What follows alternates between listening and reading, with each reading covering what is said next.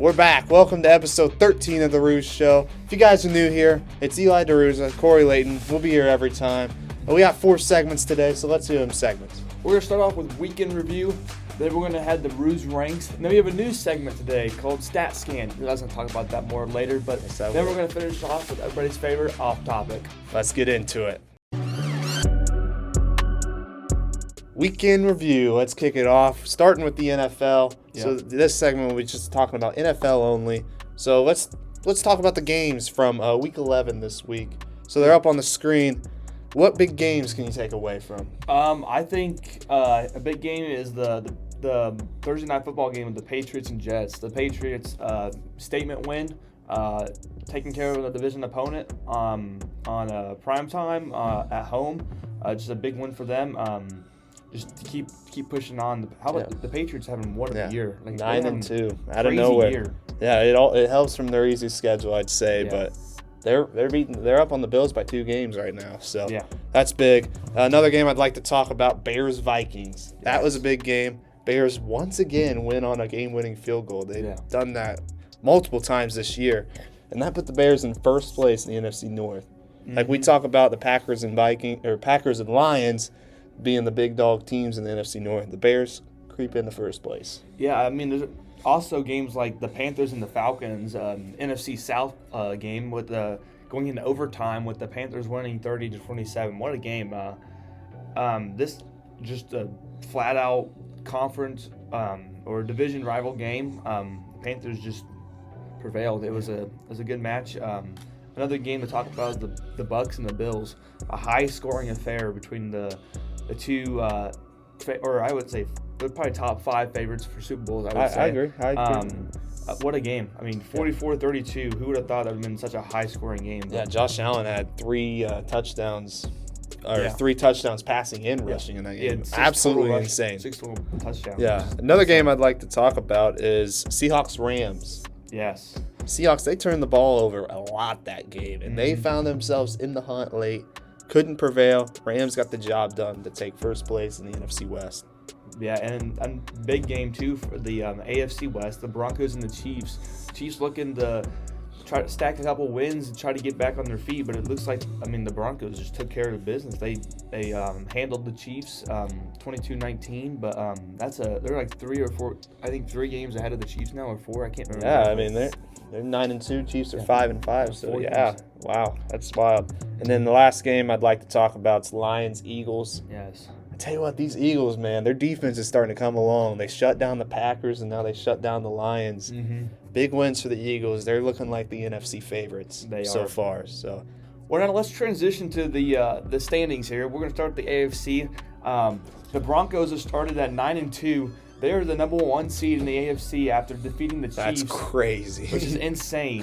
But now they're 4 games ahead of the Chiefs in their division. I think the Chargers are pretty close. But the Patriots are the number 2 seed at 9-2.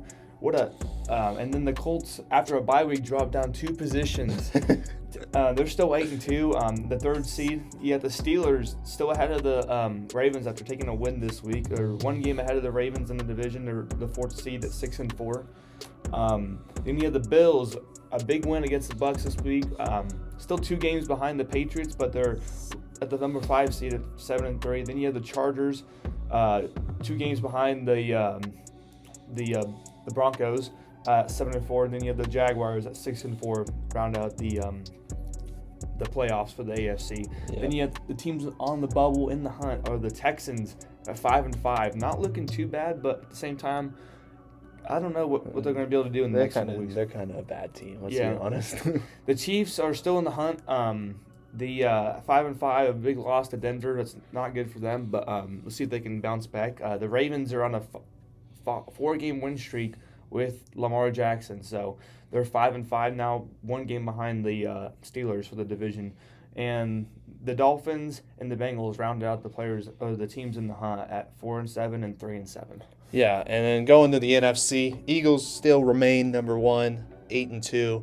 Rams, after picking up that big win over Seattle, they jumped them. Yeah. They're at the 2 seed at 8-2 as well. Then you have the Bears, surprisingly, at the 3 seed. Yeah. They're having a big year. Then the Bucs are leading the NFC South right now at the 4th seed. And then looking on to the wild card, Seahawks, Packers, 49ers. It's weird. Green Bay is 6-3-1, and the 49ers are 7-4. So the 49ers have more wins and losses, but they're in the 7th seed because Green Bay has that stupid tie. Yeah. But, yeah, surprisingly, San Fran is there. And very surprisingly, I don't feel like they've been that bad this year, but Detroit is out of the playoffs right now at 6-4. The 8th seed. Then you got the Carolina Panthers at 6-5. Shocker. Yeah, that's surprising. They keep just getting the wins late in the game. Then you got the boys 4-5-1. I don't know if they can make it, but there's a chance with that tie. The tie helps, I'm telling you. And then Minnesota rounds it out. Man, if Minnesota could just close the job against Chicago, they'd be right in this battle right now. But you can't turn the ball over as much as J.J. McCarthy has been doing. But what would you say after looking at these standings? What would you say are the top 3 Super Bowl contenders? I think the Eagles for sure. Number 1 team in the NFC. They've shut down the Lions, one of the best, if not the best, offenses. You have the I think the Broncos and are up there, just putting statement wins, put on the not the Super Bowl champions, but the one of the favorites for the Super Bowl every single year. The Chiefs putting them to the rest, and you got I think the Rams are my top 3. The Patriots would be there, but their schedule is a little easy. I think the Rams have a tough division. They have tough teams they play, and I think they've shown that they're a better team. Yeah, for me, I think Eagles definitely there. Yeah. Broncos, Colts. I feel like Broncos and Colts are 2 teams there, but if I would like to pull teams, this might surprise some people, but the Baltimore Ravens, I'm telling you, that team is red hot right now. It's amazing. That team's good. 1-5. Imagine 1-5. If they get that 4th seed, or if they get even more than the 4th seed, they get a home playoff game. I have a good feeling. They have been known to lose in the playoffs, but that's past the point. I mean, the Ravens were my Super Bowl prediction at the beginning of the year. So. But if you guys want to learn or just hear more about us and our NFL predictions, Rooz's Ranks, we got power rankings this week, so check that out. All right, let's go to our next segment. All right, let's talk about college football now. We'll do Rooz's Ranks. So the rankings are not out yet as the time of recording. They will be out by the time this is posted. But also I'd like to point out that Rooz's Ranks, this isn't our top 10 predictions of what the playoffs rankings will be. This is just based on how hot the teams are, I guess. I feel like that's a pretty good rating for them. So starting out number 10, I have Miami. Actually, no, I don't have Miami. I have Texas Tech.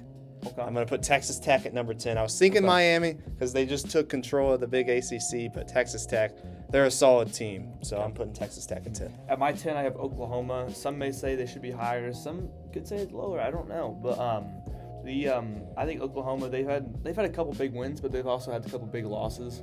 Texas. That's why I think Texas is a big loss. They lost to they beat Alabama. They lost to Ole Miss. And those are teams I think they're above them, and that's why I put them at my 10. Yeah, number 9, I have Alabama. They just had a big home loss to Oklahoma. That's why they moved down. I think they're an excellent team. Definitely be good this playoffs, but I have them at 9 for now. Yeah, my number 9 is Miami. I think Miami is definitely a top 10 team. I would almost put them either above Notre Dame or just behind them. Just because they beat them and then head-to-head matches and they have the same record. But I think Miami is a really good team. They've beaten some really good teams. They've also lost a few games or 2 games, but that's why they're at my 9. Yeah, and then number 8, I have the Irish. I have Notre Dame at number 8. They're on a what is it? They lost 2 at the start of the year. Was it 8-game win streak? 8-game win streak. 8 or 9? I think it's probably 8. But yeah, I have them at number 8. They're a great team. I have Alabama at number 8 because they're Alabama. They've beat Oklahoma. They've beaten some teams and they lost to Oklahoma. Oh, they lost to Oklahoma. That's true. My bad. But they've beaten some good teams. So yeah, the number 7, Ole Miss. I mean, they're just existent in the SEC right now. Existent, not like bad existent, but they're up there. So it'll be interesting to see how they do. At my number 7, I have Notre Dame. Notre Dame, they've on an 8-game win streak. The only two teams they lost to are high ranked were Miami and Texas A&M. So. Yeah, number 6, I got the Oregon Ducks. They picked up a couple big wins. Iowa, that's a good one. And they're just the third best team in the Big Ten. It's a great place to be. I have Oregon as well at number 6. Just like you said, they've had some pretty good wins, so I think they're well deserving of the 6th spot. Yeah, number 5. This might surprise some people. I have 10-0 at Texas A&M. You know, I just have a feeling that Texas A&M ain't what we think they are. They're kind of getting the easier side of the SEC this year. They struggled against South Carolina. I will say, heck of a comeback win. That's what top 5 teams are supposed to do if they're trailing. But I just think Texas A&M is number 5. I don't think they're as good as some SEC teams. My number 4 team is Georgia. I think Georgia's they put in the boot to a lot of teams, and they well deserving the 4th spot. Yeah, my number 4 is also Georgia. Georgia, they picked up a big win over Texas this week, so that's a big win for them. I think also you had Ole Miss at 5. Yeah, I think you might have skipped that. I might have skipped that. Yeah, one, but, I mean, I'm assuming you got the same thing to say about Ole Miss. Yeah. So yeah, Georgia. We both got Georgia at number 4. So yeah, let's move on to number 3. You go first. Number 3, I have Texas A&M. They've picked their undefeated, I believe, right now. They've picked up a couple big wins. They beat Notre Dame at the beginning of the season. Huge wins. I think they got a tough road. They have tough last 2 games, but we'll see how they do. So. Yeah, number 3, I have Oklahoma. They got a big road win against Tennessee, big road win against Alabama. Road wins are the most deserving thing, I believe, for the college football playoff. And Oklahoma's got 2 huge road wins. So they're both huge road night wins as well. So I think John Mateer, I think Oklahoma's got it figured out. They're gonna be a competitive team this playoffs. At my number 2, it's maybe a shocker, but I don't know. Ohio State at number 2. They I think they may be the number 1 team for a lot of people, but I think their schedule in the Big Ten isn't the best. They don't have the toughest opponents in the Big Ten, but we'll see how they fare against other teams. Yeah, my number 2 is my Indiana Hoosiers. Yeah. I think they deserve that spot. I don't know if we're better than Ohio State yet. I don't feel like we got enough praise, but I think we can beat them in the Big Ten championship. But we'll talk about that later. But yeah, I think IU's very deserving in number 2. And my number 1, Indiana. Heck I think IU, they've gotten the big win on the road against Oregon by 10 points. That's huge. They struggled against Penn State, but they also huge game. End of the game was spectacular. I think they're well deserving of the number 1. Yeah, and my number 1 is the team that hasn't lost for about over a year now, very close to it, the Ohio State Buckeyes. I mean, it's pretty self-explanatory. That team's so good. The talent is unbelievable, and they'll probably be number 1 in the real college football rankings, and they're number 1 on my list too. So let's go to our next segment. New one here, Stat Scan. So for Stat Scan, it doesn't always have to be about weekly predictions. It'll be about other categories eventually, but for this one, it's just about weekly predictions. So we're just going to start with the standings. Yeah. First place is Alex. He recently took the lead from you. Last week. Yeah, Alex has got 120. Corey, you got 118. Cade in 3rd with 113. Jackson 4th with 111. Man, I'm having a rough year. Yeah. I'm 5th with 104. I'm 16 back from Alex. This is a terrible year for me. And then Carter is in last with 103.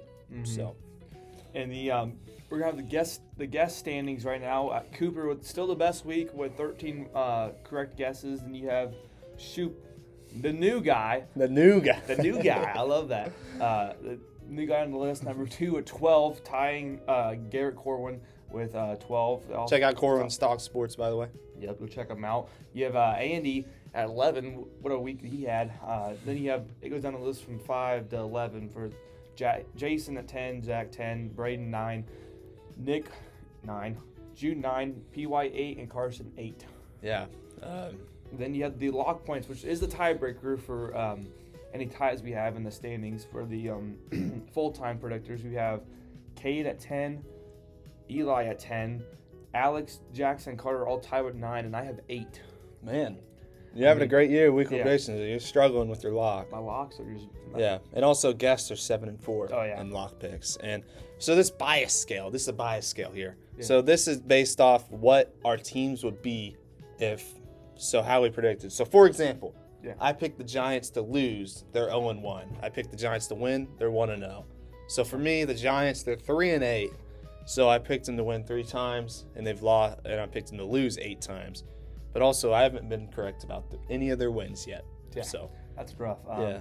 Carter's also got some superstition with the Colts. He's got the Colts at 0-10. You got the complete opposite of a superstition with the Steelers. You got them 10-0. That's biased as crap. Yeah. Cade's got Green Bay at 6-4. They are 6-3-1. Great job by Cade. Jackson has Cleveland at 6-4. That's pretty biased. Yeah. And he also hasn't been correct about a win yet. Which is the funniest part. Yeah, like what in the world? And then Alex has Carolina at 7-4. They're 6-5. That isn't too biased. They've had a great year though. So. And some other stats to think about. The best week of the season was Jackson in week 2. Was 15-1, and he broke the record last week with was it 15? No, it was 15-0 actually, I believe. Yeah, I can't remember yeah. exactly, but, so he broke the record points in a week yeah. with 16, and broke his previous record that was his. Yeah. And then week 5 was the first time in weekly predictions history everybody had a losing record. Yeah. And the funny part about that, our guest, which was Jude, had a winning record. Yeah. So, I mean, just a terrible week all around. But, yeah, that was Stat Scan. Yep. We hope to introduce it more in the Rooz Show. Let's go to our last segment. Welcome to everybody's favorite segment, Off Topic. Everybody's favorite. Yeah, today we're going to do top 10 phone apps. We're not going through this time. Mm-hmm. That's good. Shocker. Yeah, shocker. Let's start with the honorable mentions. So, FaceTime, Retro Bowl, and Clash of Clans. Yep. This is well deserving of the honorable mention. Clash of Clans, great app. A lot of people play it. Some people don't. I know you don't play it very much, but I play it quite often. But pretty good apps. Yeah, Retro Bowl. I love that game. Yeah. It's classic. I love football. Love Retro Bowl. And then FaceTime. It's an essential app. I mean, I use it quite often. Yeah, he does. But let's go into our top 10. At the 10, we have Golf Clash, one of my personal favorite apps. I use it a lot, actually, and it's one of my top used apps. Yeah, number 9, we have Snapchat. Yep. I mean, I think it's gone downhill. I'd say a couple years ago, it's probably pretty high on my list, but I don't use it as much anymore. I'm just growing out of it. So I agree. I think number 8, we have Maps, an essential if you don't know where you're going. Yeah, I use Maps all the time. Yep. It's a heck of an app. I mean, I would say it's definitely a top 10 phone app. Can't argue with that. Even me, like I know where I'm going sometimes. I don't even need the maps, and I'll turn it on just to see how long it takes me to get there. So, Yeah. Number 7, we got Weather, another very essential app. Yep. Weather is great. Oh, man, yeah, Weather is great. Can't go wrong with Weather. No, It'll tell you, especially when there's girls around. Weather, I'm really just excited. Let's go to number 6. Number 6 is TikTok. Recently banned, but it's still available in the U.S. TikTok's a great app. I use it a lot, actually, just to scroll, and it takes up a lot of time, which could be used for other things, but TikTok's great. That's why I'd say it's not top 5, because doom scrolling. Yes. But number 5, though, great app. Very essential app. Many people wouldn't put this in their top 10. Photos. Just place where all your memories are. It's just awesome. It's so fun to just sit there and randomly just scroll to the top and see all your old memories and everything. So yeah. And number 4, very used app, especially for me and Corey. Yeah. We're very serious when it comes to this app. ESPN/ESPN Fantasy. Yes, ESPN's where I go to get all my sports news, and ESPN Fantasy is where I spend a lot of my time throughout the day scouting to see which free agents are on the market, and you never know. Waiver wire. Waiver wire is important. Got to check the waiver wire. Got to check your lineup and make sure your lineups are set every single day. Yeah. And at number 3, we got a great app, Instagram at number 3. Yeah. I use it. I post on it regularly. I posted today on it. Yeah. So. Yeah, Instagram. I think it's probably my most used app on this list. So. Yeah. It's very deserving for number 3. Mm-hmm. And number 2, we have Spotify. I love Spotify. I have Spotify Premium. I think it's the best music app. If you like Apple Music, you're wrong. Yes. Yeah, Spotify. Another one of my most used apps. And they even got an AI guy that makes you playlist or makes you like little radio stations. I love AI or Spotify AI. 'Cause my AI guy, he gives me some good music. Yeah. But number one, I think it's pretty obvious. We're filming on it right now. YouTube. YouTube's a great app. It's just a place to get everything. If you need to learn how to do something, look it up on YouTube. Yeah. It shows you exactly how to do it. I know. It's used the best. Used in schooling, used for stuff like that, and used for personal fun. So it is. It's very, very deserving of our number one for top 10 phone apps. But thank you guys for watching. Once again, there's more stuff on Instagram. Check those out. If you aren't subscribed, please subscribe. It'll be in the top corner. And I hope you guys have a great week. We're going to go back to Rooz Show regular. So we'll see you next week. See ya.